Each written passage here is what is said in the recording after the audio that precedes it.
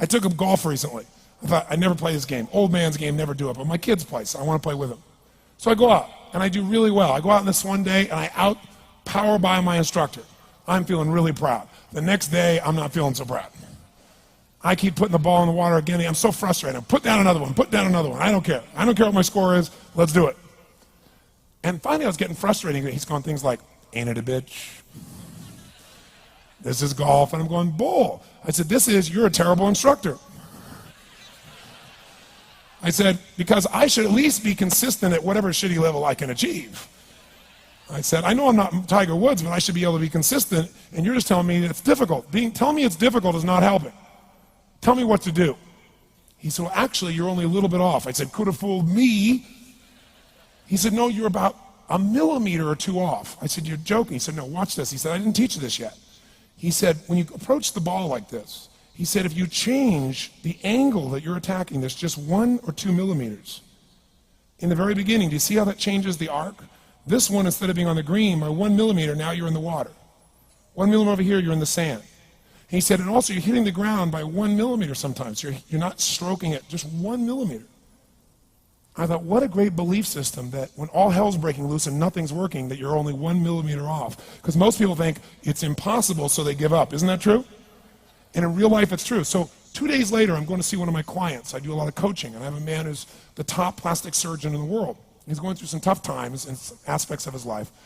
But this is a guy that gets paid by Sultan of Brunei $1 million to fly over and do 3 people's faces.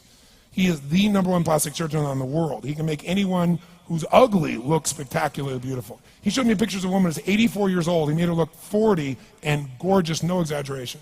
But you know what? I'm waiting for him in his office, and he's still in surgery. So he's got a new book he's creating to teach other surgeons around the world. And I'm going through, and it's got pictures of, the top 100 supposedly most beautiful women in the world's faces. And then men. I wasn't paying attention to that one. I just kept turning the pages, right? But I noticed something. He's got all these measurements. And he has mathematically calculated what it takes to make someone look gorgeous, man or woman. And it's a few millimeters. Interesting. For example, on a woman, the distance between the top part of your lip and your nose, this little distance, the measurement of that, if you're beautiful, gorgeous, is the same size as your eye. If it's 1 millimeter more, you have an average face. If it's 2 millimeters more, you are butt ugly. Okay. The difference between butt ugly and gorgeous is 2 millimeters. He's got about a dozen of these little 1 or 2 millimeter changes he makes, and it's a different person. It is unbelievable. So a very powerful belief to leave today with would be, nothing's working, I'm 1 millimeter away. What little thing going to change? And when I do, it changes everything. Because I'm heading this direction, I make this little shift. You take that out an hour from now, a day from now, a week from now, a month from now, you have a totally different destination from that direction. But the 1 millimeter change, I'll show you one of them right now. Check this out. Stay in the state of certainty. Some of you lost it. Intensify it, whatever it takes.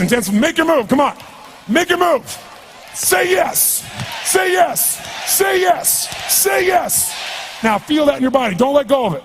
Now watch. Here's the difference between being certain and being uncertain. Did you see that? Certain, uncertain. See if you can find that little spot between the two, where you drop just a little bit of your chest, and you feel it drop, and come back up, and drop it. How many can feel that difference between where you really feel it, now intensify it, and where you dropped it? Is it a tiny difference, yes or no? Yes or no? Now, could you condition yourself to feel great in this state? Yes or no? So what I want you to do is give yourself that opportunity. So the way we're going to do is very simple. We're going to go in a peak state. And then we're going to train ourselves, because guess what? If you're in this state of certainty, and all hell's breaking loose in your life, people can't figure out, you go, move, I'll handle it. People go, he's so lucky, he's so confident. No, here's what I've created for my life, and anyone I know has succeeded. I'm a 17-year-old kid from Azusa, California, with no real education other than self-education, with no background, with parents that did their best, all of them,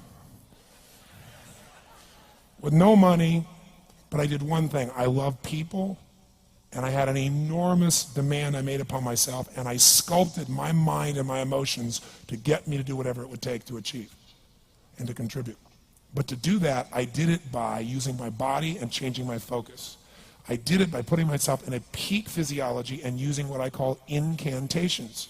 Can you train yourself to believe something, yes or no? Absolutely. How many of you ever made the fatal mistake of going to Disneyland or Disney World, and while you're there made the fatal mistake of going to a ride called It's a Small World After All? What happens for about a week after you're out of that damn place? You're still singing this thing in your head in 24 languages, right? Well, let me tell you something. How many of you have things when you want to go achieve them and this part of your voice goes, oh, it's not going to happen, or forget it? How many got a voice that sometimes interrupts that good pattern? Say I. And what you want to do is train a new one. So starting when I was 17, I started doing incantations, not affirmations.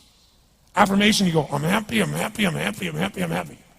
What's the problem? You haven't changed your what? Your what? Physiology. If you don't change your physiology, you won't get anything. So an incantation is not only you speak it, but you embody what you're saying with all the intensity you can. And you do it with enough repetitions that it sticks in your head. Like It's a Small World, now the conversation in your head is always the same and it gives you what you want. So you use your body and your voice. So 17 years ago, I started doing things. I was working for Jim Rohn, this speaker, and I was 17 years old. I had long hair, minestrone soup, acne on my face.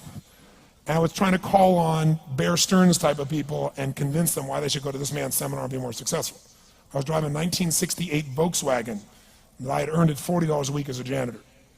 The only way I did it was park far from the building and then go in, and I love people and I believe, but I put myself in state and I was able to influence people that were far more successful than I was at the time. I would do something that I still do backstage and have done for 23 years because I don't hope I'm going to be in a good state, I demand it. So I do an incantation using my whole body. I'd say, I now command my subconscious mind to direct me in helping as many people as possible alive today to better their lives by giving me the strength, the emotion, the persuasion, the humor, the brevity, whatever it takes to show these people and get these people to change their lives now. And I would do that literally driving in my Volkswagen to a meeting in LA on the freeway for 40 minutes. People are looking at me, I'm screaming at the top of my lungs. They're going, I know he's a serial killer, I know he is. But by the time I entered that room, when two people meet, if there's rapport, the person who's most certain will always influence the other person. And I was totally certain, and they were trying to get revved up to certainty. Do you agree with this, yes or no? I do another one because I was poor. I changed my mindset. I kept doing things, but I never got beyond it. I'd say God's wealth is circulating in my life. His wealth flows to me in avalanches of abundance. All my needs, desires, and goals are met instantaneously by infinite intelligence, for I'm one with God and God is everything. And I would imagine the abundance of my life, and I would feel so grateful. And a year later, I went from making $38,000 a year to making $1 million a year in 1 year. Because successful people do what failures won't. You follow me on this? You know?